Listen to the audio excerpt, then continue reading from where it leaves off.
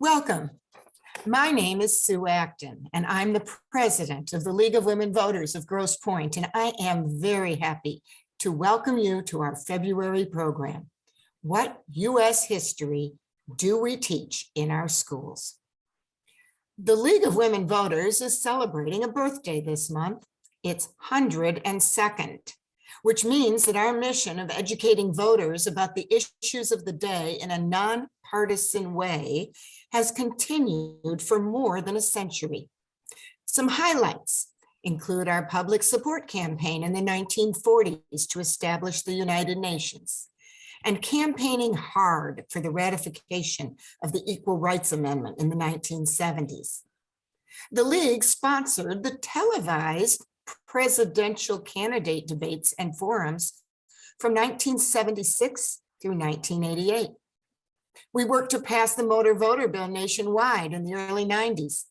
More recently, the Michigan Leagues have worked successfully on two important issues: expanding voter access and revising our redistricting method, both of which resulted in proposals that passed in the state of Michigan in 2018, making our state a leader nationwide in fairer voting standards.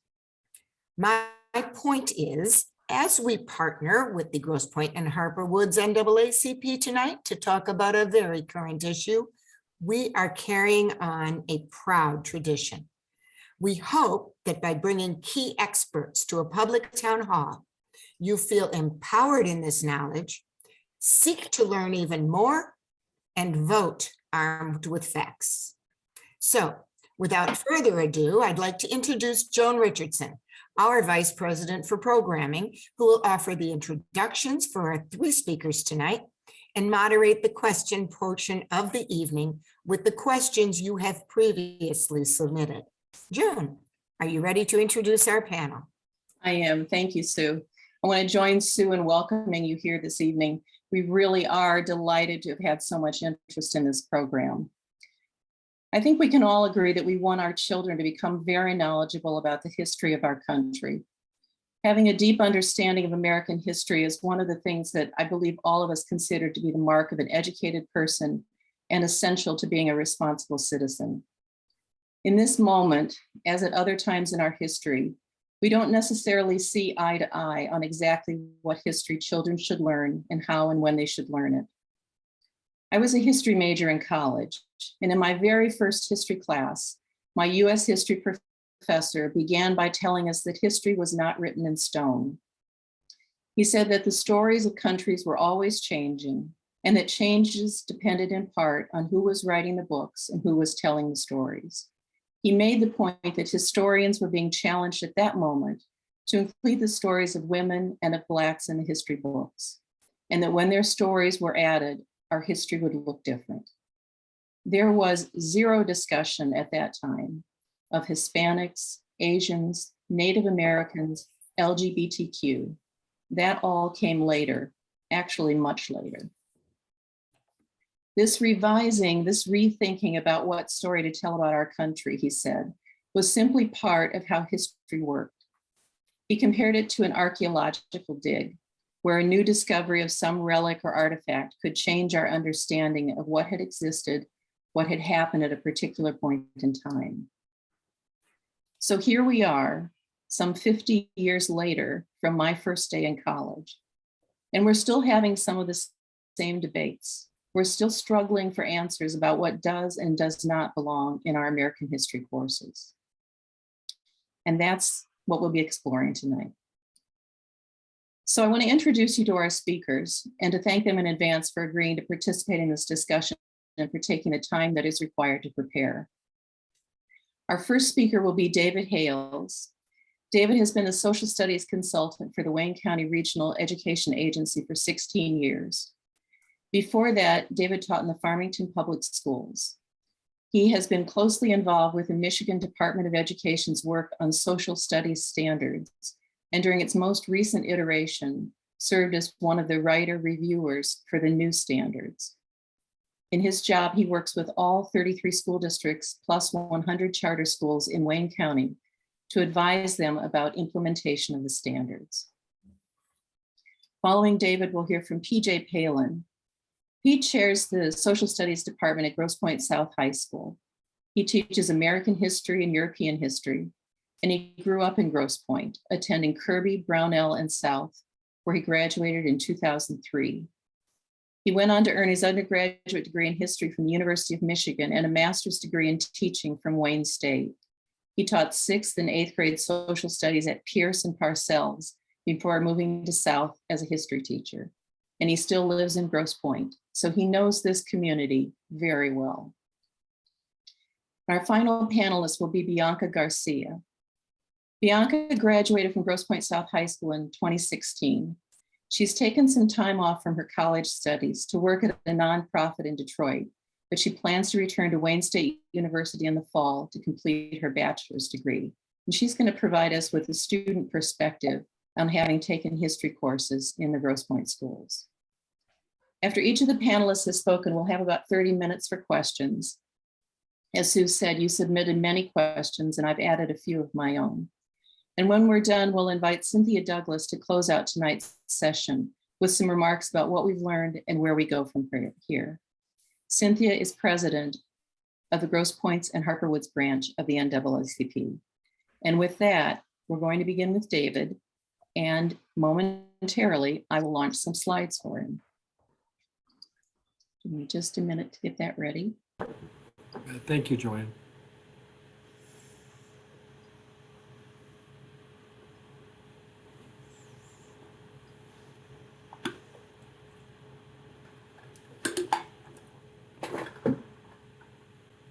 Is that showing up? I'm able to see it pretty clearly. Okay. Well, again, thank you so much, Joanne, and thank you, really, everyone. I so appreciate the opportunity to be here to talk about something that I'm so passionate about, as we all are on this panel. So once again, thank you. I'm going to start really a big picture, and then I'm going to gradually, as we continue to work through, focus on history, on U.S. history. But I'm going to start big picture for us first to sort of get us grounded. And that is, what is the purpose of social studies? Because history is a component of social studies. It contains more than that. And so if you could click the slide, Joanne. So what you're looking at is a definition that comes from the Michigan Board of Education. This is sort of our official definition, so to speak, for social studies in the state of Michigan. The reason I wanted to start with this is I think it's always important to put things in context as we move forward and as we try to understand sort of the issues at hand. What I mean by that is, if you look at this definition of the purpose of social studies, and you look at the underlying portion in particular, it will say that the ultimate end in social studies, the defined purpose, is to really develop over that K-12 experience, and we know that this is a lifetime pursuit, but over the K-12 experience, responsible citizens, which means they're informed and they are engaged. That is ultimately what we are looking for, of which history is a critical component of that. Now, there's another piece to it in the definition. It refers to knowledge, and that's where we're going to spend probably most of our time that I'm with you, is looking at that U.S. history piece. Skills, so it's not just enough to know knowledge, to have content knowledge, you need to be able to do something with that knowledge. Intellectual processes, or what we could call thinking skills.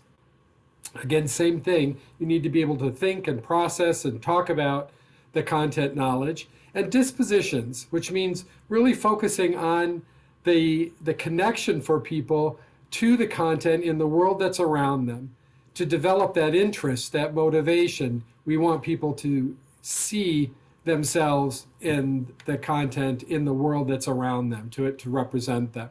So I wanted us to start with that big picture. And again, if you could sort of think of big picture, we're going to keep sort of narrowing down. Let's have the next slide, Joanne. So you heard me speak in the definition that, of course, one component of social studies is knowledge, which is often referred to as content knowledge with teachers. There's a four core in social studies. And if you could click this once. Civics or government. Civics is really the broader term. It's the discipline itself. Government is actually a component of that. I have them listed together because, quite honestly, people often interchange those definitions. But civics is a core component. Next. Economics, sometimes not always thought of that. And what I'm discussing or sharing here we're talking a K-12 set of standards for all students. The next one. Geography, right? A major component here, as well as civics and economics. And then the next one.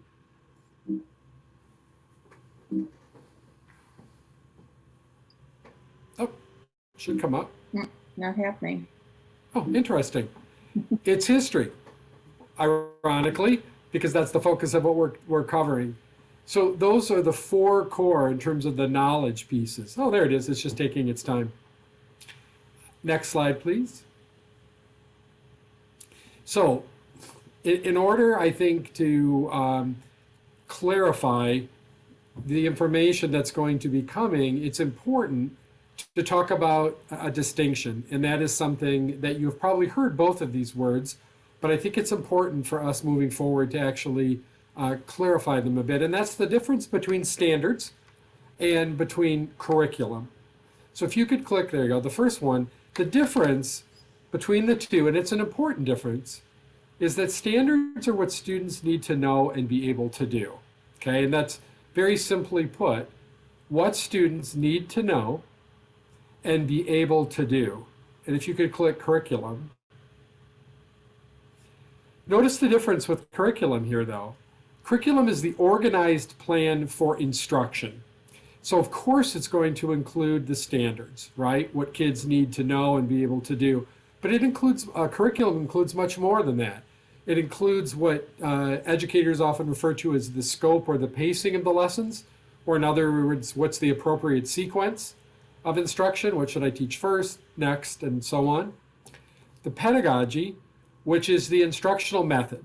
What's the best or most appropriate instructional approach for teaching that particular content? Is it better suited to a lecture format? Should students be creating a model, writing about it, discussing with peers, or some combination of all of those? But that's the pedagogy, that's the instruction. A curriculum contains resources, right? What are you using during that instruction? What are kids reading? What are they engaged with? What are they looking at? And then an assessment tool. A good curriculum has an evaluative piece to it of what was taught, so you can measure student learning. So notice again the difference between the two. So why does that matter? That's the next slide.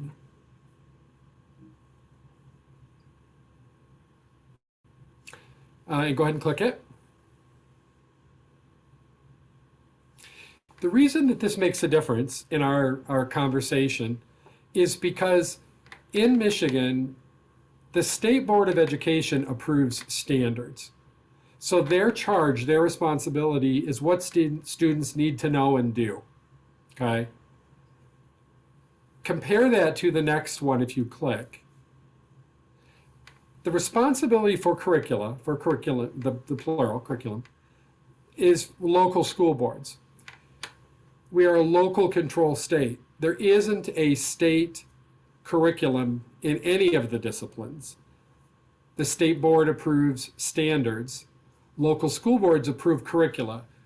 In other words, how it's taught, how it's organized for instruction, what are the resources that are used, what evaluation tool is contained within it, the sequence, the scope and sequence. That is actually all the purview of local school boards across the state of Michigan. And I think it's important moving forward just to have sort of that distinction of where the various responsibilities lie. Next slide, please. Oh, no, one just before that. So let's talk about social studies, and again, we're specifically narrowing down more and more to history of how this actually has worked in the state of Michigan. So there is a policy that to review standards every 7 years. Now that's always best laid plans, to be quite honest, Things happen. It isn't always exactly every 7 years, but that is the target that the Department of Ed has always worked with. So what we did is teams were formed based around the 4 core, right? So, and actually it was more than that because U.S. history actually had its own team, world history had its own team. But there were teams that were formed with representation from each content area, educational experts and leaders, classroom teachers at all levels, because remember these content standards are from kindergarten through 12th grade. There were local administrators, and there were representatives from really geographically around the whole state. That was obviously very intentionally done. This is a process that took 5 years. People have sometimes asked, why 5?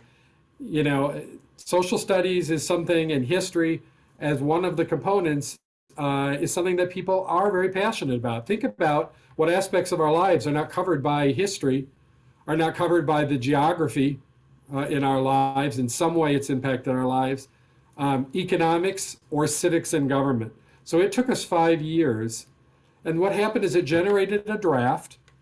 And then we went through what we called public listen and learn statewide sessions. So there were quite a few locations around the state. We did 2 rounds, gathered that feedback from around the state, came back, had informed conversations about those, made some changes, and then came back again for a second round of public listen and learn sessions. So next slide. So the thing we did after that, as part of the protocol, part of the process, was a bias review task force that we had take a look at it. Those were formed. Oh, if I can go back to the slide. There we go. Those were formed and included students from around the state of Michigan, teachers, college professors, and parents. And if you could click the slide. Then after this 5-year process, the State Board of Education approved the standards in June of 2019, okay? After 5 years. So let's talk about, so how have the standards changed exactly? And again, this is referring to all of the standards and definitely including history here. I'm sort of distilling it to 2 really big components for us to consider. One is a very conscious attempt to refocus on the purpose of social studies. And if you recall, I mentioned that was to develop responsible citizens, informed and engaged citizens. And while arguably that may have been there, that hasn't always been what has happened instructionally for a variety of reasons. And there was a very conscious attempt when we looked at the standards to focus on social studies. Why do students need to have social studies? Go back to the second slide again, just for a second. Slide just before. Sorry. And then the second piece, which will come up a little bit later, is if we want to have responsible citizens, again, informed, engaged, so what's the impact on instruction? What does instruction need to look like in a classroom to help achieve that? And again, from kindergarten through 12th grade, it may look a little different for sure, but the principles will be the same. All right, next slide. Go ahead and click that. So go ahead and click it again. One of the things that you will see is there is an increased emphasis on inclusion and representation. We want citizens that are informed and engaged. In order for that to happen, students need to really have a complete history, a better informed history. And that includes representation. We talked about the importance of dispositions, of engagement, and wanting students to see themselves in history, and oftentimes being missed in history. And so representation and inclusion was very important. The second piece was a variety of examples to really expand the possibility of examples, which can include local, certainly as well as a purview of the local schools. a wider variety of examples for students to draw on. Again, inclusion and representation. And then should by now probably not be a surprise to you, which is an expectation of drawing on and connecting students to the world around them.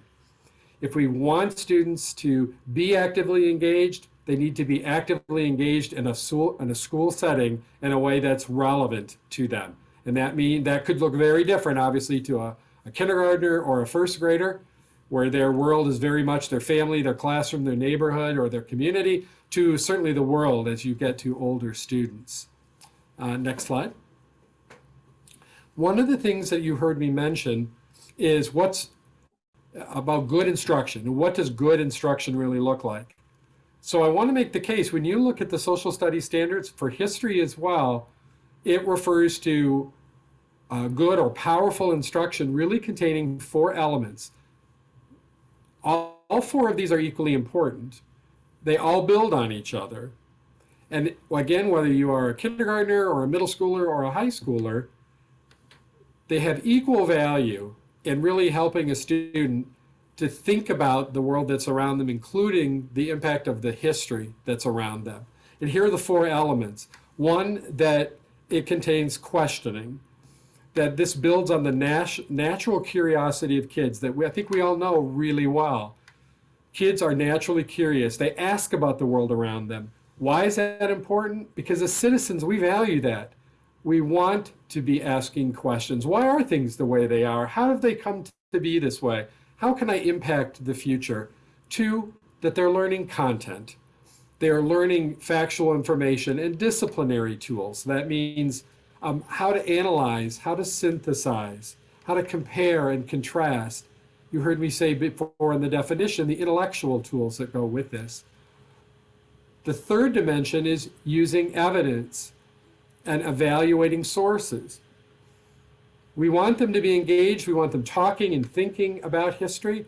That means looking at sources of information. That includes primary sources, secondary sources.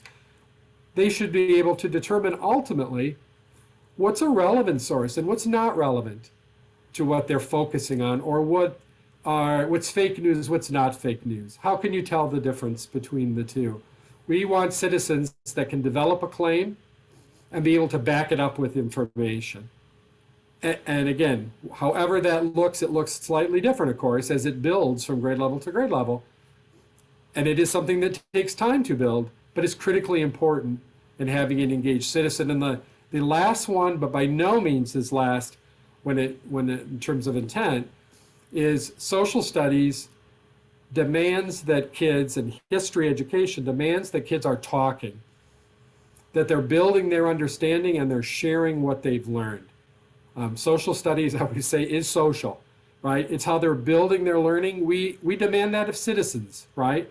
That they know how to talk to each other, how to express an opinion and how to formulate that. Have the next slide, please.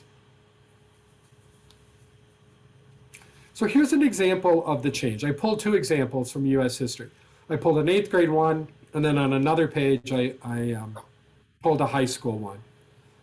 So this is the sort of the subtle difference in a way. This is the old standard for grade 8 about analyzing the antebellum women's rights and suffrage movement by discussing the goals of its leaders. For example, Susan B. Anthony and Elizabeth Cady Stanton, comparing it to Seneca Falls Resolution and the Declaration of Independence. But look at sort of the revised standard here and the difference between that and this one. This starts at analyze the antebellum women's rights and suffrage movement by discussing the goals of its leaders and comparing primary source documents from this era to the Declaration of Independence. Examples may include, and it's a much more extensive list. Notice the difference. We said that part of what good instruction looks like and responsible citizenship is being able to determine the value of information, being able to analyze it, primary sources and secondary sources, and what they bring to the table in terms of our understanding. That's right in the standard now, that the students are not just sort of going to compare and contrast, but they're going to analyze primary sources in doing this. So it changes this to a higher level of thinking, and it broadens the content. And this is an 8th grade example for U.S. history. Could I have the next, please?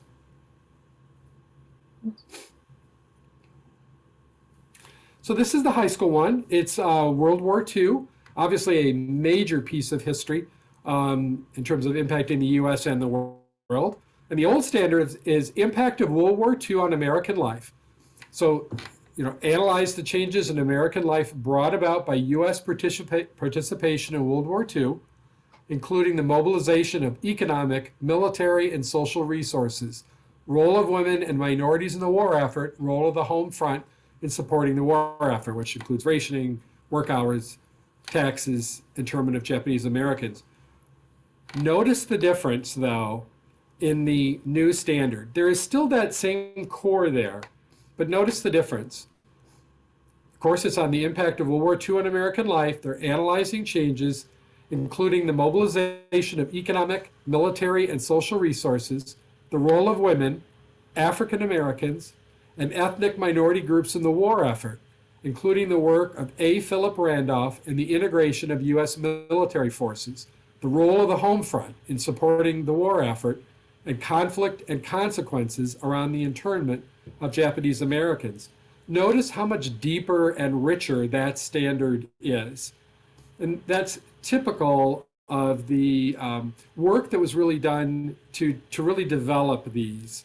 And of course, this really focuses on making it much more inclusive.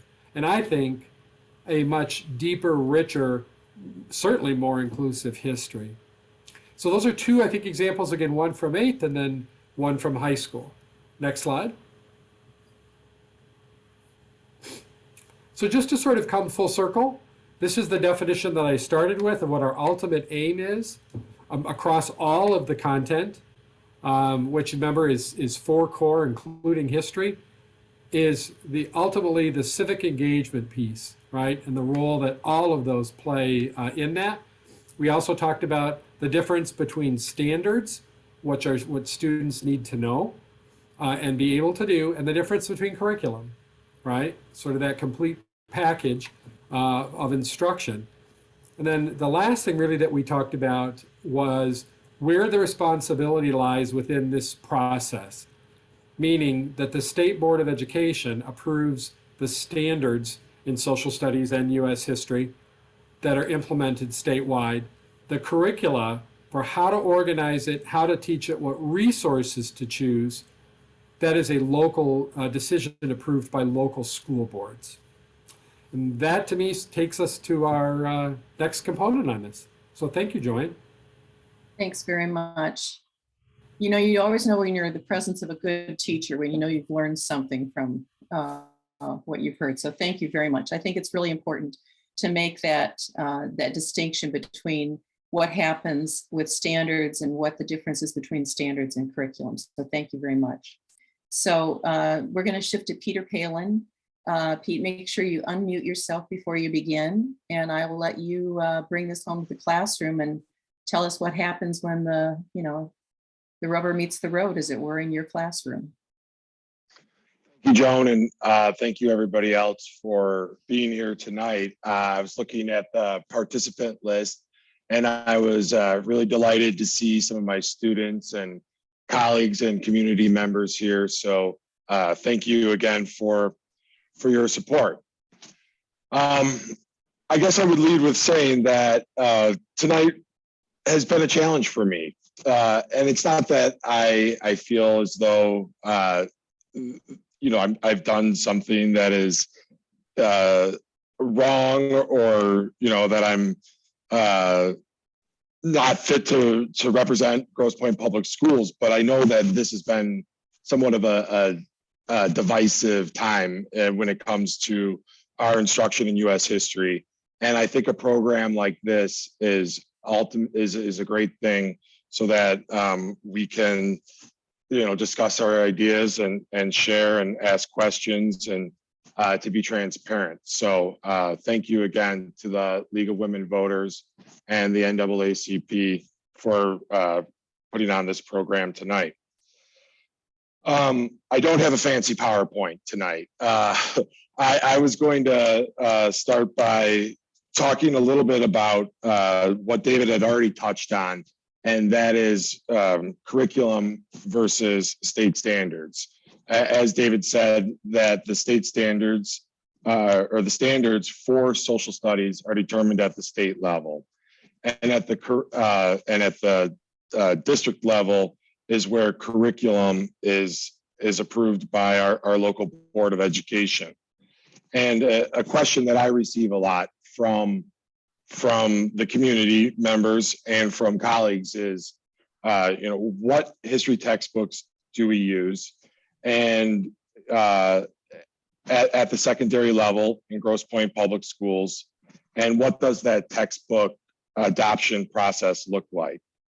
And first, I would start by saying that the number of textbook publishers in the United States over the last 30 years or so has really sort of dwindled down to 3 or so major publishers, Cengage and Huff, and a couple others. But there are some differences, and our community has always been very participatory when it comes to the textbook adoption process. So what does that look like? Well, first of all, I would say that the textbook adoption process involves many different people from the community.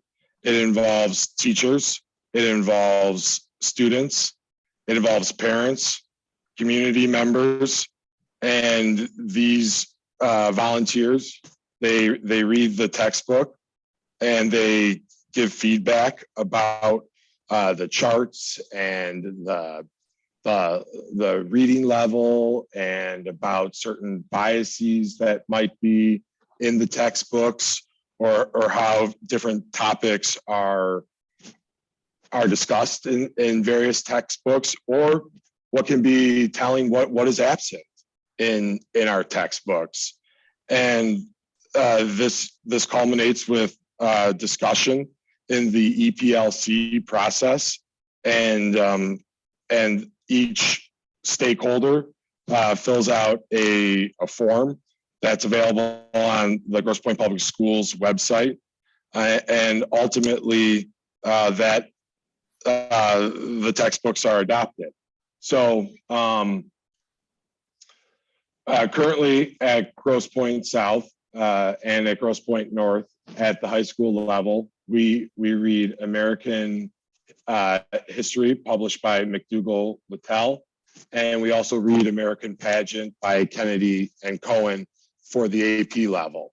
And there are some differences between the two U.S. history courses that we offer at the secondary level for high school. We have a grade level course, which picks up where 8th grade standards left off, and that's the first half of U.S. history. So that's pretty much from Columbus, 1492, when he sailed the ocean blue, to the end of the Civil War, and then and then in the 10th or 11th grade, depending on that student's path, they take a U.S. history class, that the grade level class, which would be from Reconstruction to about the present day. And I always ask my students always ask me, like, well, how far are we going to get, Mr. Palen? And I always tell them, that it's about 10 years out, I would say, as more documents are declassified and more scholarship and time to reflect. We hope to get to or through maybe the first Obama term, maybe 2012, 2010, somewhere around there.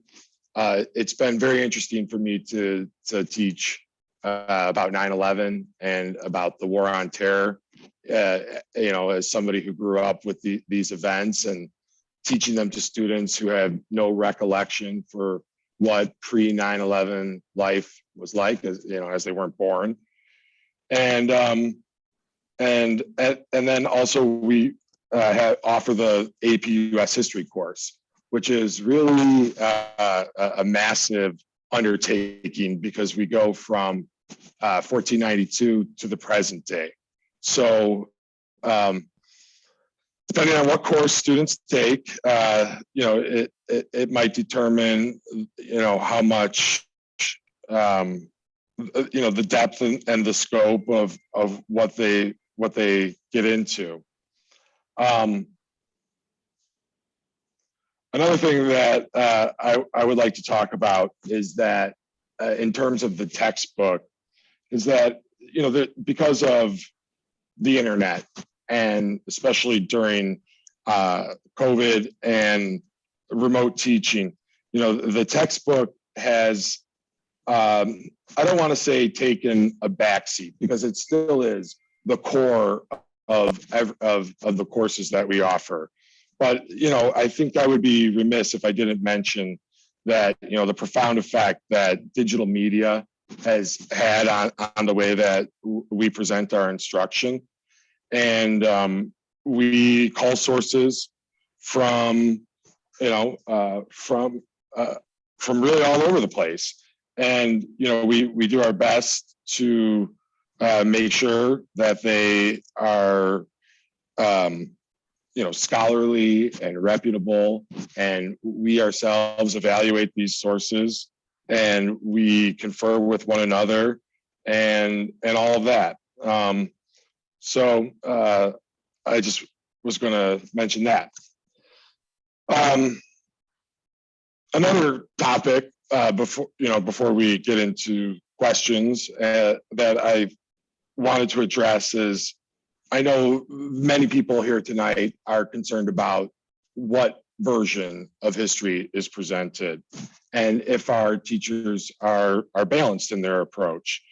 And, I think that everybody can recognize the fact that they have their own lens, and their own social values, and the way that they were raised, and the way that they see the world might impact, the way that they view the instruction of history.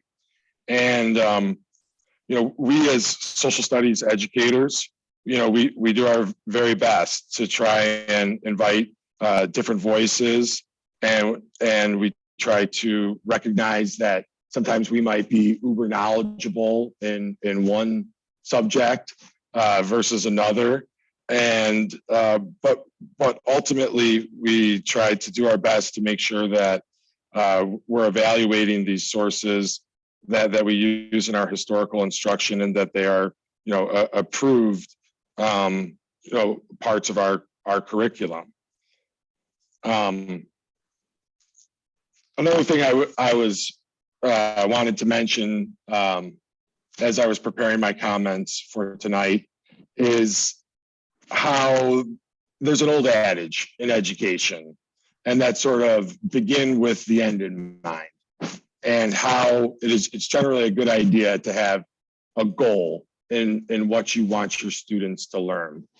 And while I agree that there is an end point, I think that as social studies educators, we and any free thinker, we want to be able to challenge ourselves to explore and to search for a truth, and that if we have a predetermined endpoint, then we're just validating our own thinking.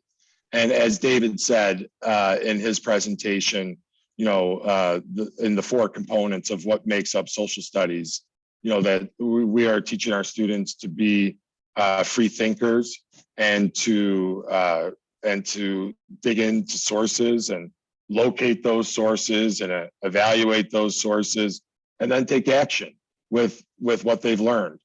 And so I do appreciate that. And then in Grosse Pointe Public Schools, we've really taken the focus of using a best practice of using essential questions And I think that any well-crafted, history lesson should present an issue that is phrased in the form of a problem. And then, students can solve that problem, and, the class will analyze that question. And, and we assess our students based on the way that they tackled that problem and whether or not they could, make a claim and provide evidence and, do form an analysis of what they're learning about. I try to avoid lessons that merely just cover information. I think that would be very boring to our students and is really low-level learning. And my colleagues and I, we really do our best to make sure that our students are challenged and that they are able to critically think and that they can take positions on open-ended essential questions. And so there's that. Another thing I know that another thing I wanted to talk about that is on everybody's mind is critical race theory. And while I know that term comes along with a lot of baggage and has been somewhat of a political football, I'm going to avoid using the term because Grosse Pointe doesn't teach critical race theory, but Grosse Pointe schools do teach tough history or history or history that you might you might refer to as history that challenges one's traditional thinking on it. And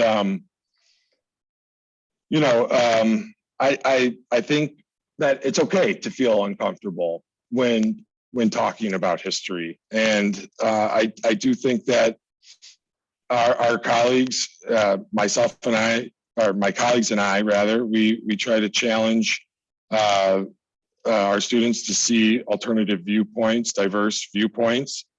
And we ultimately want our students to be free thinkers and to be active participants in our democracy. Another question I thought I would talk about is how do we deem what is appropriate to teach to our students? And I wanted to mention that our teachers have taken adolescent psychology courses and are very familiar with developmentally appropriate, what is developmentally appropriate for students. And so the same thing that we might discuss we're not discussing this the same things at all levels as David said, in the early social studies standards. It's about community, it's about rules, it's about taking a position. And as we move forward in middle school and in high school, we start taking on more worldly topics and topics that people that are being discussed. I mean, I think it would be naive for us to in a world where there's constant 24-hour news coverage and cell phone notifications and YouTube and all of this, our students are bombarded with a lot of sensitive topics, and our social studies teachers, when appropriate, and when we're making historical connections, we do our very best to social studies teachers are sort of the teachers that are often tapped, by our students when they hear of things on the news or have questions about history or things that are happening around them. And I guess with that, I know that was sort of a rambling approach to my presentation portion, but I wanted to leave time for some questions at the end. Very good. Thank you very much. Wish I could be in your class to learn from you in person. I think that would be an interesting thing to do. So now we're going to hear next from Bianca Garcia. And Bianca is, as I say, a relatively recent graduate of Grosse Pointe South High School. I think she was one of Peter's students actually when she was at South. And we want to hear from her about just provide a student perspective on what it's like to learn history here, what she learned, what she didn't learn, what she wishes she'd learned. And I'm going to invite her to jump in here. I don't see you on the screen yet, so. I'm here. My camera's on. I don't know if okay. Okay, good. Thank you for the introduction. Yeah, I graduated from South in 2016. Mr. Palen was actually my teacher in 8th grade. I was his first class that he had ever taught as a teacher. And then he continued as my mock trial coach there at high school. So I started at Grosse Pointe schools actually in kindergarten, and then I moved away for a few years and lived in the DC area, and then started back at Grosse Pointe schools in 2nd grade. So when I began school in kindergarten, I remember children already had questions about race. There were lots of kids who had never seen children of another race before. And children are just curious and they want to know, why does this kid not look like me? Why are they different? There were also some kids that came in with a bias that was clearly dictated to them by their parents, and children that were racist at as young as the age of 5. Without that, there was no education already. When kids had questions for the teacher didn't want to answer. So it was apparent from day one that Grosse Pointe had a really uncomfortable issue with race. So fast forward to when I was in 4th grade, we started to have more focused social studies classes. So instead of the teachers like us just being in the same classroom all day, we started to go to a different classroom and have a hour each couple of days that was just social studies. And so when we started doing that, the teacher made a really big point of telling us that we were going to learn all about our metro area and our state, and we were going to know everything about like where we're living. And we did, but we also didn't. We learned about Boblo Island. We learned about how the inns on Jefferson used to sell frog legs. We learned about ribbon farming. We did learn about Black and Indigenous history, but when it came up, the horrors of the violence inflicted upon these people was omitted. Obviously, a classroom full of 4th graders doesn't need to know the gruesome details, but even the social aspects of these horrors were not really revealed to us. So in a community like Grosse Pointe that has an age-old history of very strict racially motivated redlining, among other racist aspects to the way that we operate, I think educators should really be trying to formulate truthful ways to teach children the truth, but comfortably.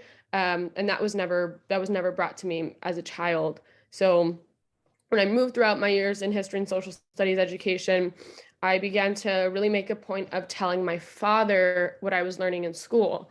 If it weren't for him, I wouldn't know about the realities of slavery, the realities of our founding fathers, how Black Bottom in Detroit was raised to build a freeway, which was a Black enclave, like a Black Wall Street in Detroit, how Black Wall Street in Oklahoma was set aflame due to misinformation and white fragility, Detroit's connection to unions and union labor, and so on and so on.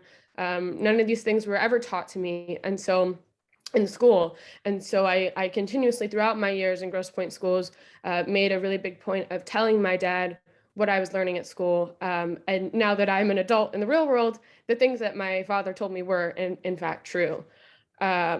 Teachers did teach about slavery and the Holocaust and the Trail of Tears, and as we got older, did speak more on the violent aspects of it. But materials were watered down with terminology like triangle trade. They never used the word genocide, and students were also further robbed of their education through being humiliated, mostly Black students.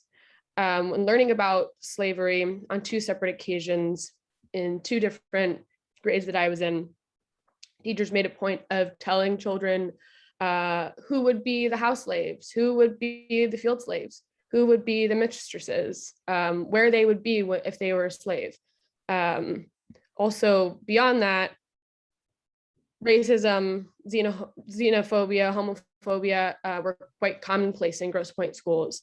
I don't think I could go a day without something racist happening to a Black classmate. And it was furthered through incessant racism, not only from students, but from teachers, from administration. And a lot of that is because we had gaps in what we were learning, they were teaching us in history classes. In my own personal experience, when I was in elementary school, children told me to go back to Mexico. I was not born in Mexico, and I'm not Mexican. Children told my brothers when they were at Bronell that ICE was going to deport them or my family. None of us were born out of the country. Children also told one of my brothers that he was gay and couldn't stop telling him that he was gay, and bullied him and told him every day that he was a faggot and that he was terrible, to the point where it was so brutal he had to switch schools. We don't learn queer history. We don't learn BIPOC history. During Black History Month, we talk about the same couple of figures and we water their stories down. We don't talk truthfully about people like Rosa Parks and Martin Luther King. And those are some of the very few people that we really talk about, and it's only during February. Because children are only taught positive Black stories during Black History Month, students cannot holistically see how Black history and truly everything else other than WASP, American male history, is American history, and how Black history beyond slavery is real as part of our history, how Black Americans and other minorities are vital in building and advancing this country still to this day. So we were not taught properly about capitalism either, and the racial biases of it. We were always told that it was a free market economy and that we all had a fair chance at this free market economy. Now that I'm an adult paying my own bills, I know that that is nowhere near true. And so there were just so many things in which not only did they water things down, but they changed the terms of things. Capitalism was an ouchy word and slave trade was an ouchy kind of thing to say. And so while we don't want to scare children in history classes, I think it's to the point where people are being lied to. At my first year at the University of Toronto, I had an architecture professor start to teach us about urbanism and racism in urbanism and redlining. And on the screen was a aerial image of Mack Avenue, Grosse Pointe on one side and Detroit on the other. And in this classroom of tons of people, of about 800 people, my architecture professor said, this is the most segregated municipal border in modern day North America. We never learned any of that when I was in school. We lived right there, and I was told in multiple different years during history classes that we were going to learn all about us and all about our history and all about our geographic area right here. And 2 blocks from my house is what a professor at a huge international university is saying is the most racially segregated municipal border in the continent. I think just coming into my own as an adult, I've learned that the lessons that my father taught me, and some things that I looked up online, and then what I learned more throughout my education in school, those were really the truth. And I feel for other Grosse Pointe schools graduates that are lacking in truthful history and social studies education. I did have somewhat of a good education, and there were points that I really enjoyed. Mr. Palen was a great teacher. He was unlike other teachers. I remember the Arab Spring was going on when I was in middle school, and he made a point to teach us about it. It was not something that I think was necessarily in the curriculum, but had he not told us about it, children would not understand what was going on in the world around us and how our country had a play in it. Mr. Rennell was also another really great teacher that I had that taught me about American history and politics and things like that. So I think those were two really great, outstanding teachers that I had, but they were outliers by far. And I think like, well, we need to be gentle with what we teach children when it comes to violent history. And we might not want to teach an 8-year-old about the horrors of slavery, but from as young as 5 years old, children are having racist things happen to them. So learning about the painful things that white Americans have done to other people is hard, but having people be racist to you when you're at school is also really hard. And yes, people like to use this buzzword of critical race theory, and whenever people are really scared about critical race theory, they can't tell me what it is.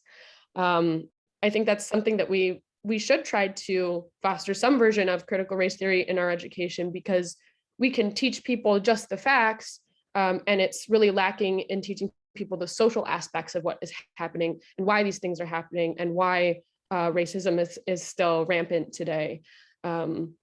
So I think something that Grosse Pointe schools or whoever is dictating the curriculum really should focus on is trying to teach children of a younger age the reality of the lessons that they're trying to teach them.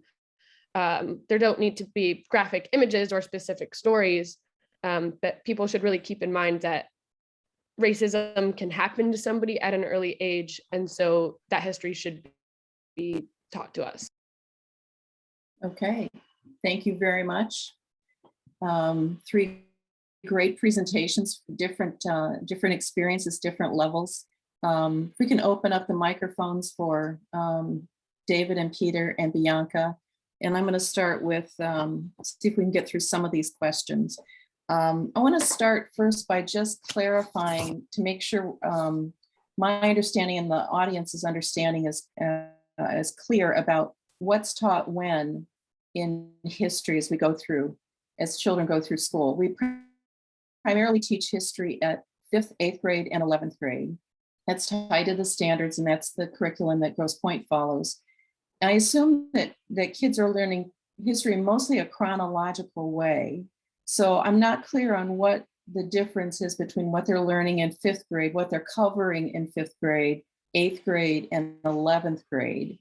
PJ said something about in 11th grade, you start with Reconstruction. So I just want a little more understanding about like what's covered content-wise at the different levels. And I think that's probably a Peter and David question to answer. Yeah, I can sort of start, Peter, big picture. Remember I mentioned that social studies is 4 content, right, 4 core.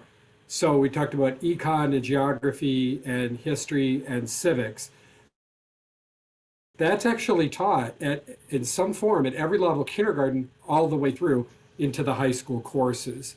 The focus of it is different though. So, obviously the economics, the way it's taught, in high school and what's covered is different than elementary, but the fundamental piece is still there. The only, not exception, but the way it's a little different is when it comes to US history. Grade 5 covers from, as Peter said, Columbus to just after the American Revolution. So Michigan has chosen to divide up the US history because there was a really great deal of evidence that nationally, if you did not break that up, people continuously started at Columbus and quite frankly never got very far at all. In Michigan, the 8th grade standards in social studies for history start right after the American Revolution and actually include Reconstruction. And then the high school US history course is post-Reconstruction to contemporary times. World history picks up in grade 7, and there's a world history course in the high school. So that raises the question for me then, does that mean that like high school students aren't revisiting anything from the Revolutionary era or anything from No, that doesn't mean that at all. What it means is that, see, this is a difference again on, I think, a perception of what knowledge is, right? of of facts and places and dates, the work, like let's say Reconstruction, absolutely influenced the civil rights movement, right? And even though those standards are in 8th grade, if students are in fact taught that and having to think about it, and as all the things we've already talked about, that's being built upon and referred to in high school. It's the same thing with an 8th grade teacher referring to, much of what happened in the Civil War or pre-Civil War obviously was directly impacted by the American Revolution. So no, that's really incorporated, and it's hard to do one without referring to the other. And I would add to what David's saying, for AP US history, for instance, and I'm sorry for the, as the department chair, making the forgetting that the Reconstruction is actually part of the 8th grade curriculum, and the 11th grade curriculum picks up post-Reconstruction. It's been a while since I've taught at the middle school level. But I wanted to add to what David was saying about a thematic approach to history. Say you're tracing the issue of federalism in U.S. history. That really starts at the Constitutional Convention over, the size and scope of the federal government, and continues into the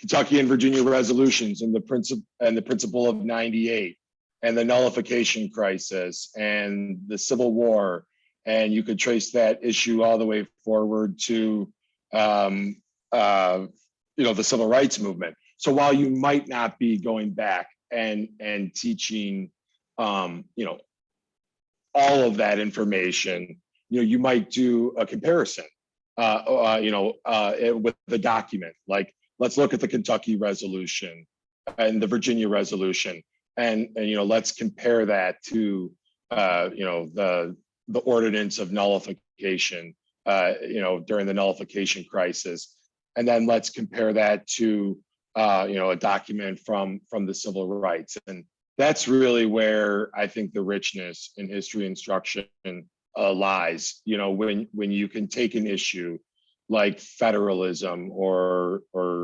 liberty or any other core democratic value, and trace it throughout history and pull that thread, from the beginning to the end. Okay, thank you. So I'd say, broadly speaking, there's two big strands of concerns that I hear these days about teaching American history. On one side, you have parents who worry that schools are not providing enough education about diverse histories, the stories, the contributions of Blacks, women, Latinx, and more, that schools aren't telling the full stories about those various groups. On the other hand, you have parents who worry that if you tell those stories, if you spend too much time telling those stories, that you're going to undermine the love and respect that their children will have for this country, and that you jeopardize their feelings of closeness to the United States. So my question is it possible to honor both of these concerns when we teach U.S. history? And can you give us an example of what that looks like and feels like on the ground in a classroom? I think I'd like to, take that question. So I do hear that as a concern, that I think that there is a perception that, many social studies teachers spend too much time talking about race and talking about current events, and and that they're foregoing other really important topics in U.S. history because they're too focused on race or ethnicity or other issues, and that's just simply not true. In our U.S. history courses in Grosse Pointe Public Schools, we talk about American exceptionalism. We talk about, the building of the Erie Canal, about, America in World War II, and we talk about the transcontinental railroad and all of these topics. And I think, frankly, that's a misconception that we spend all of our time talking about race. At the same time, to address, like you said, the parents that are concerned that there aren't enough, there's not enough conversation around these things. I think that things have changed, in the last 10 years, and especially, and our teachers are becoming more aware of how to deal with topics. Teachers, like everybody else, need time to learn and need time to adjust to a rapidly changing world. So if I think many teachers consider themselves lifelong learners, and they might be learning about queer history for the very first time in their life as well. And discussing things related to the civil rights movement, are using different illustrative examples that they might not have used before, like the Stonewall riot or Stonewall rebellion, rather, and other topics that they might not have ever thought to consider. So I guess it's a balancing act, just like everything else.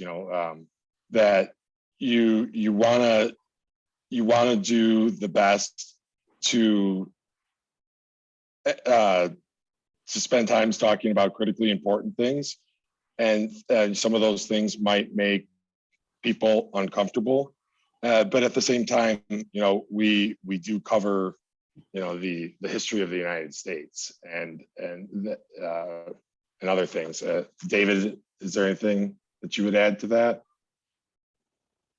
I just think that one way to think about it, Joanne, is, and I've heard this a number of times in the public where people talk about versions of history. It's not about teaching versions of history. It's about teaching a more complete and accurate history. And where there has been lack of representation, of people who were part of history, but are not part of that historical narrative that you typically, see. And it's about making that correction. So to me, it's, not so much the idea of version as let's teach a more accurate history. But I absolutely agree with Peter that ultimately it is a balancing act, right? And it's a major challenge for educators everywhere. I'm interested to hear what Bianca has to say about this, because you're sitting there in a classroom hearing this. How would you respond to that? Yeah, I mean, I think parents who are worried that their children aren't gonna love America don't want their children to know what real U.S. history is. It's dynamic. It's not really made for us to love or to hate it. It's made for us to learn from the past and move forward. Just as because we didn't learn about certain histories or racism or the realities of these things in the classroom, that is what empowered people to be prejudiced to their classmates, or that's what empowered even administration or teachers to be prejudiced to students. So I think just that David had said, it's not about versions of history, but it's just kind of about holistically bringing everything together. And I definitely don't it is hard to be a social studies teacher, especially in the social climate of today. But I think there's some things that are, things that people learn as they go, but there are also some things that are, that are just racist no matter what, or that are just prejudiced no matter what. And it doesn't really matter what you know or you don't know. When I was in school not that long ago, things were clearly inappropriate to be doing or saying. But I think youth could learn a lot more from having a better holistic history, from BIPOC and queer people being continuously included in our history lessons, and not just having the month where we learn about Black people and sometimes we learn about Hispanic people or whatever. I think things should if we're following a timeline, then we should holistically follow that timeline. If we're talking about a certain era in time, we should really figure out who are we talking about in this era in time, or what happenings are we talking about in this era in time? What are the two sides or the other sides or versions of the story that we need to try to bring to light? So I don't think parents should be afraid of their children hating America. I think parents should be excited for their children to learn about what we did wrong in the past so that we can further advance rather than crumble as many societies have in the past. You know, and closely related to this idea, I mean, this question was really about the feeling that students might have, patriotic feelings, if you will, about the country. But the sort of the related question is that many, I won't say many, there is a segment of white parents who worry that white children will begin to feel guilty about past actions if there's too much emphasis on, you know, bad actions by people 100 years ago or 50 years ago or whatnot. And I'm just curious, I'd really like to hear Peter talk about this. What if you perceive among your students in classrooms, have you heard that complaint from students directly that they feel targeted in some way when they're exposed to what I would call this hard history of the United States? Yes, I have heard from students that, you know, sometimes, that they feel that what they're being taught, you know, that it makes them feel guilty, or that, you know, and especially that they may not have had, you know, any control over what had happened, you know, 100 years ago. And, you know, why are we learning this? You know, because again, I had no control over what this happened.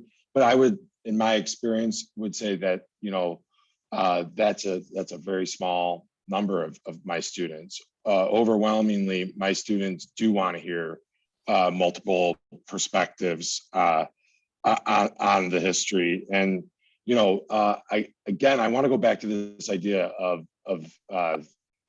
of us presenting that full version of history with multiple perspectives, because if you go back and you look at the College Board and the questions that they have asked, say in the last 5 or 10 years, if we did not teach our students, you know, to challenge, you know, the conventional, like let's take the American Revolution, for example, you know, and how radical was the American Revolution, you know, and I think that, you know, a common response to that would be, yeah, you know, it was very radical, and you know, it was a game changer in world history. But when you step back and you re-examine, you know, it from a different lens, you know, well, you know, the United States may not have lived up,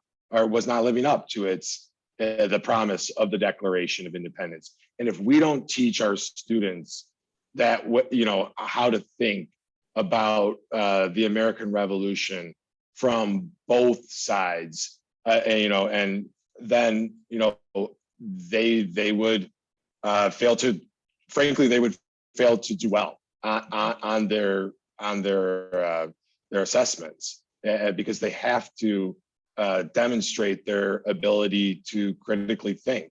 And it's not that, you know, we teach to the test and that all we care about is the you know, what the College Board determines.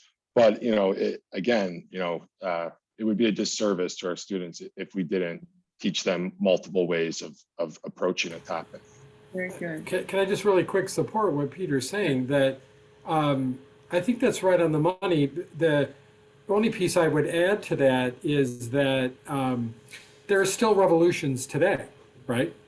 And kids, you know, need to understand differing perspectives as to why they occur to be able to evaluate ours. You know, was it radical? Was it not radical? Can you support that argument? What tells you that it was radical? What did you look at? What did you read? What did you see? Whose perspective was that? That's going to help them to be better informed when they're looking and helping to evaluate situations in the world now. So I just wanted to add that, Peter. Very good. Yeah, that's a nice way to bring it back to today. I think all of you probably know that there's legislation pending in Lansing that would ban some teaching of the 1619 Project and some discussion of white privilege, anti-racism. It's not unusual. I think there's 28 states in the United States today that have pending legislation because there's kind of a concerted effort from some groups to get this legislation onto the books. The State Board of Education opposes the legislation in Michigan. I don't think there's much chance that Governor Whitmer would sign it. But I do wonder whether just the presence of the legislation has had a chilling effect on what teachers are doing in the classroom. Whether, David, you're probably in the best position to comment on this, whether just knowing that this concern is out there is actually changing the face of what's happening in our classrooms. I can only speak for this immediate area.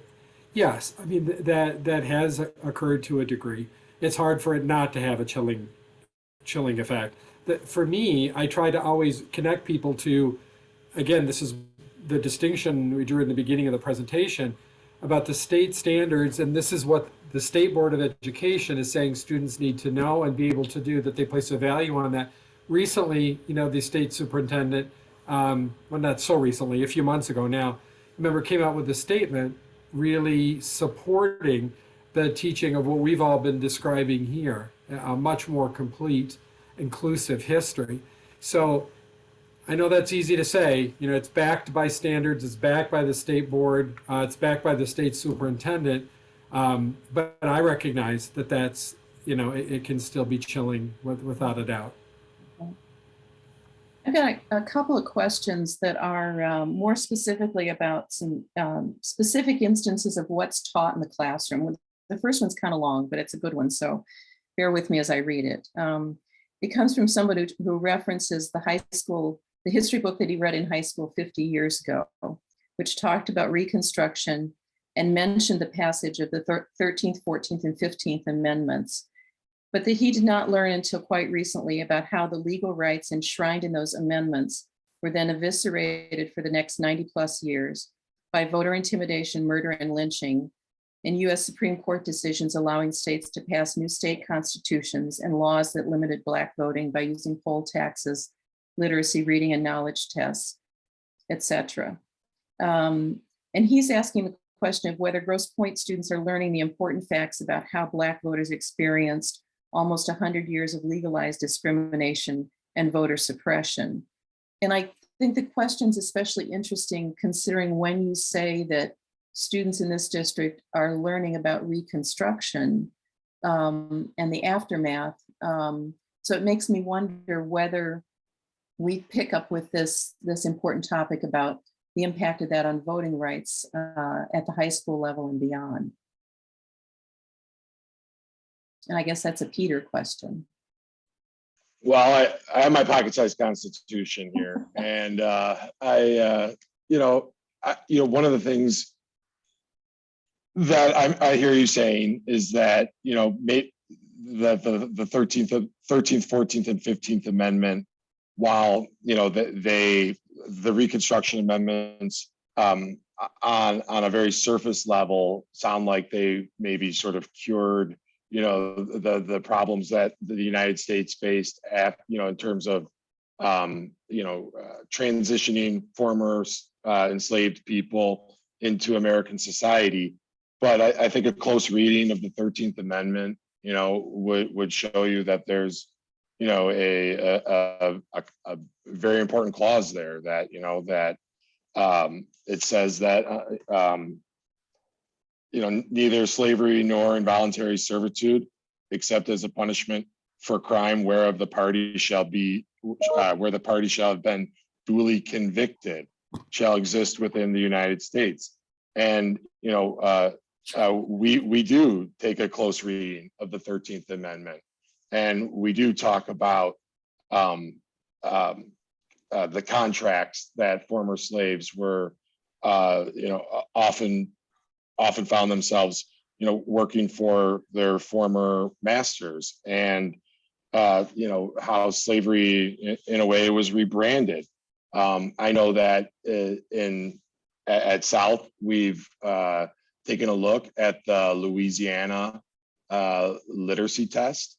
And in my class, I like to actually pass that out to my students and have them try to take the literacy test. And it's about a 3-page test that's timed in 10 or 15 minutes. I can't remember what the instructions say exactly. And by the time you've read the third or fourth line of the third or fourth question, your head's spinning, and you realize that you probably would be unable to vote. And and I think that really resonates with my students. That although on the surface, it seemed as if voting rights and enfranchisement was happening, for another 100+ years and beyond. There have been efforts to, that access to voting has been limited in ways. Mm-hmm. Okay, I've got 2 other questions that are about very local history that I just think are really interesting. The first is whether students in Grosse Pointe learn anything about the Fox Creek Massacre. Is that covered in our local curriculum, which my understanding is the Fox Creek Massacre was the massacre of Indian Native Americans in this area that made possible the French settlement in the Grosse Pointes. Bianca, do you remember studying about that in school? And Peter, do you know if that's taught in the Grosse Pointe schools? Well, when I was in 4th grade and I had the teacher that is no longer with Grosse Pointe schools, who was teaching us all about hyper local history, he told us about it by simply telling us it existed with the name, and that was it. We didn't really know what it was. All it was the thing happened, and then people moved here. We weren't really made aware of what exactly that meant. It was just that it happened, and then there were no more indigenous people here, and then ribbon farms. And that's kind of like, and then, they vacuumed up the marsh and then put a farm there. All he said was the Fox Creek Massacre happened. I didn't know what the word massacre meant, and I went home and asked my father. I do remember that was how it was presented to me, at least. Interesting. Peter, do you know if it's covered in the Grosse Pointe schools? Yeah, it is. I know that I've talked to some of my colleagues in the past at elementary school and middle school who have actually gone on like walking field trips to the Michigan Historical Marker sign that's in the median there along the in the middle of Windmill Point, and that's I think that having a lesson about the Fox Creek Massacre like in that space, in that venue, is especially powerful. You're trying, like Bianca said, to imagine the Fox Creek Native Americans, amongst these mansions, and I think that again, I think it's a creative way that a lot of our teachers have made students think about the events of the Fox Creek Massacre, because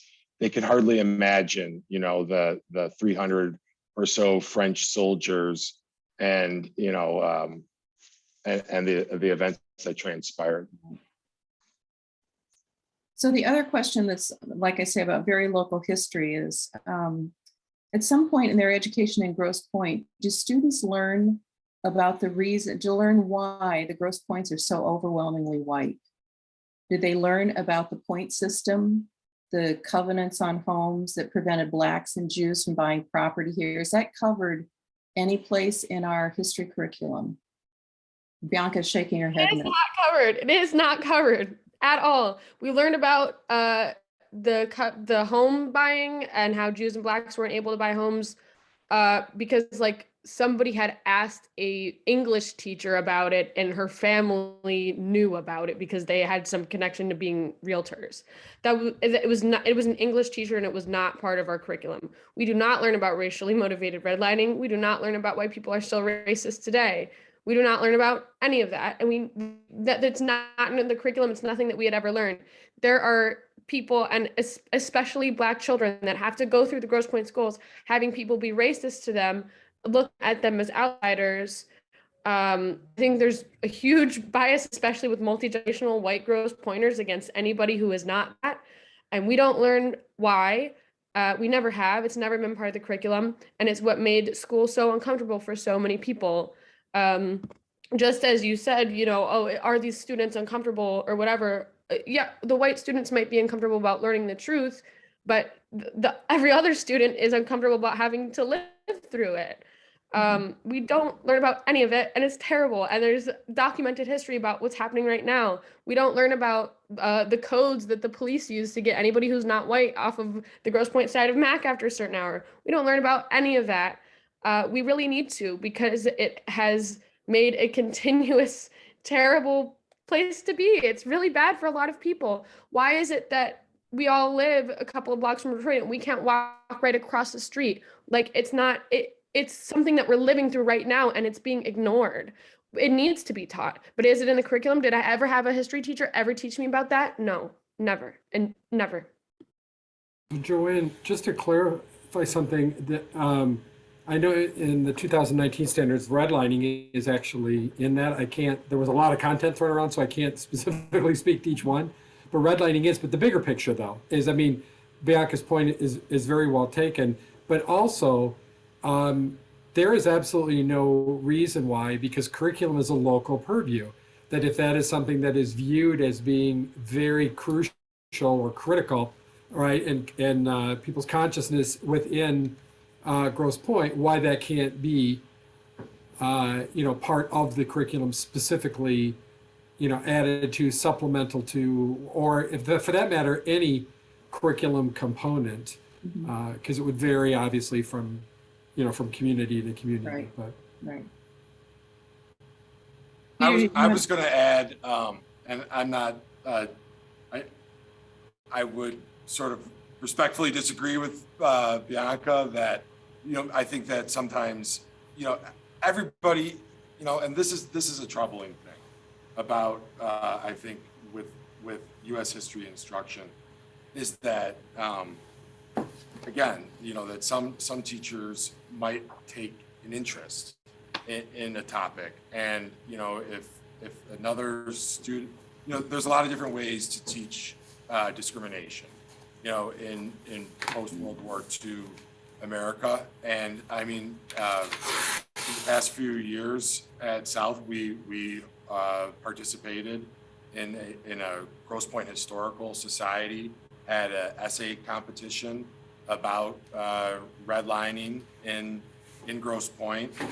There was an exhibit that was at Clemenson Hall, You're Not Welcomed Here, which highlighted discrimination and redlining in Southeast Michigan. So again, I think things have changed pretty rapidly within the last 5 years in terms of what is offered. If redlining was talked about or not. It's kind of again, I don't want to say that it's that everybody's experience in a high school classroom is very different depending on who the teacher is, but there are a lot of, again, illustrative examples of what discrimination might look like in a classroom. Sure, I think maybe things have, I've left 5 years ago, and maybe everything is total 180 in the last 5 years. I'm not sure. I think that with 2020, with everything happening around George Floyd and Breonna Taylor, I think a lot of people out of guilt started talking about more things. I think it activated a lot of people to talk about more things. I hope that in the last 5 years, things have taken 180. I don't know how much I can believe it. And I do hope that other people have a better education than sideways in a classroom, somebody asking about real estate and it turning into us understanding something about the history of redlining. In my life and what I went through in Grosse Pointe schools, none of these things were ever taught. But if things have really changed a lot in the last 5 years, I hope so. And I hope we can even move past that point. I know there are still Black children to this day that face racism, and people of color and queer people and women that face discrimination every day in school, in the Grosse Pointe schools. So I think we're maybe at a starting point right now, and I hope it can advance. But we can't ignore that there are still awful racist things that happen to people in and outside of school to this day. I'm going to ask one last question, and I'm going to direct this to Peter. The question comes from actually several people asking what parents can do if they are interested in supporting the schools and to encourage a more diversity and more accurate portrayal of history. How would you recommend that parents become involved in that issue? That's a good question. I would say, like Bianca mentioned, like with her father, I think it's important to pay attention to what your students are learning about, and to challenge them and to supplement, what they're learning at school with conversations over dinner, and being part of the textbook adoption and review process, and joining the EPLC process to get provide community input.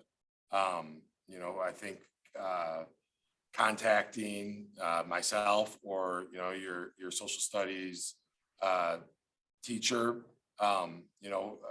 volunteer to be a chaperone on a field trip, any of these ways, to try and get in touch with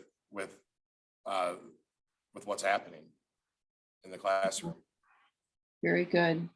Thank you very much to the three of you. You were all just wonderful, and I appreciate so much the time that you took to spend with us and to prepare for this. We're going to invite Cynthia Douglas, who's the president of the local NAACP chapter, to just provide some closing remarks and maybe give us some point us in where we can go in the future with this. Cynthia. Thank you. On behalf of the Grosse Pointes and Harper Woods NAACP, I would like to thank the League of Women Voters for this opportunity to partner in this important event, and we look forward to more opportunities to partner with the League.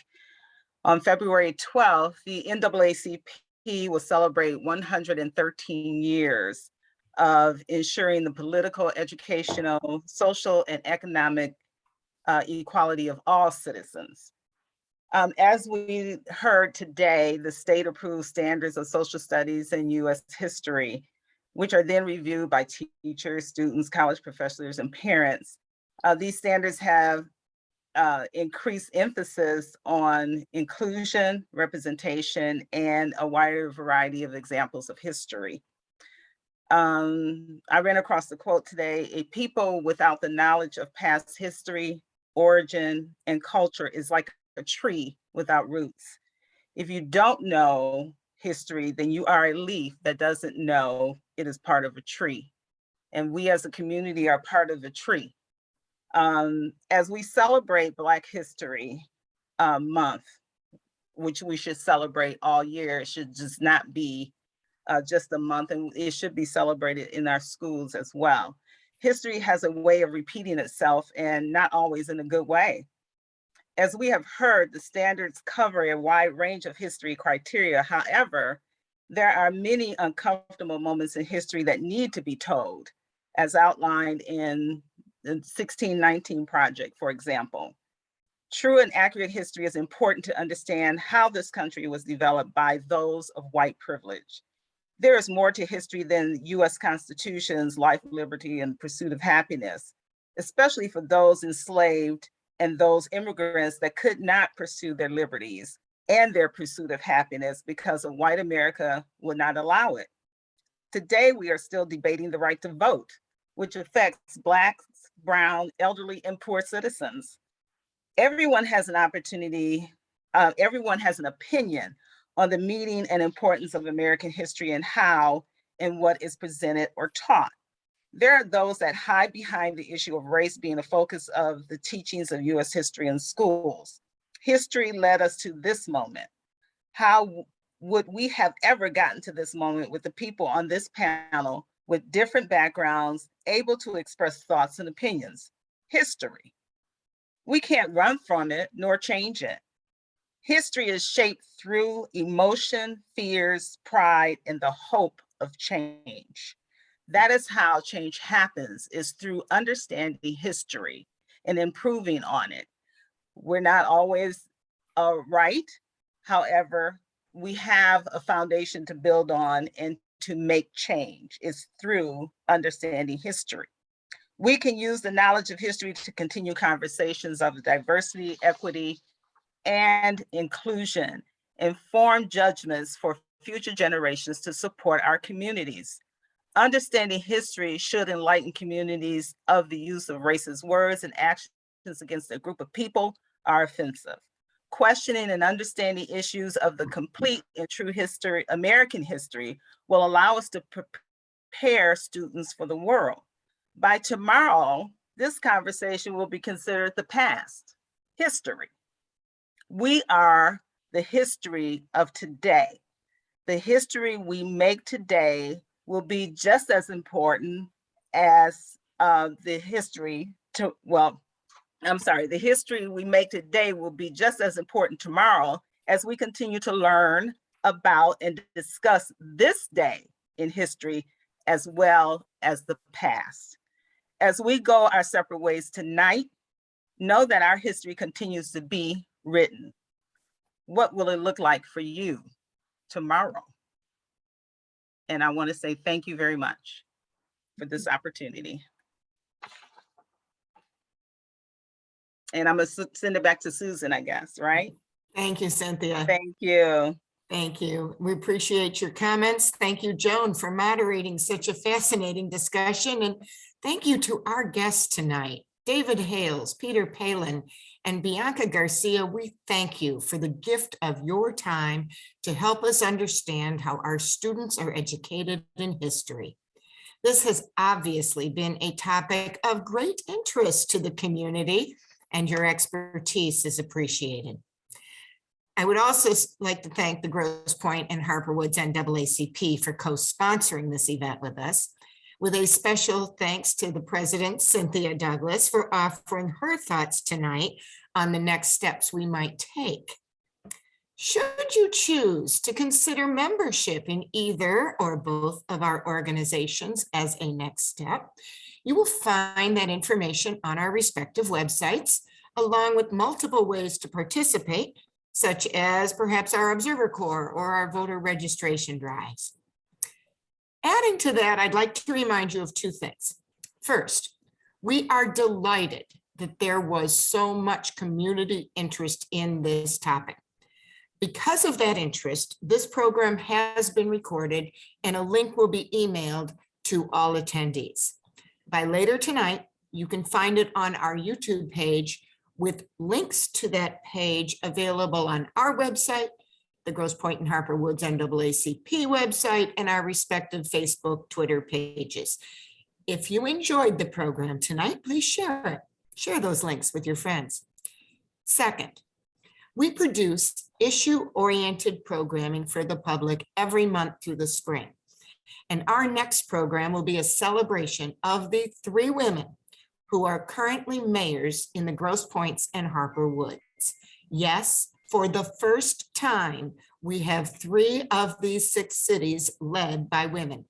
And you are invited to mark your calendars now for March 23rd to listen to an esteemed panel discussion and meet the mayors.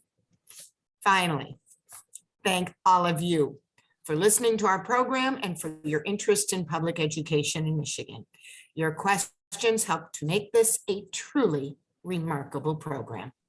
Thank you and good night.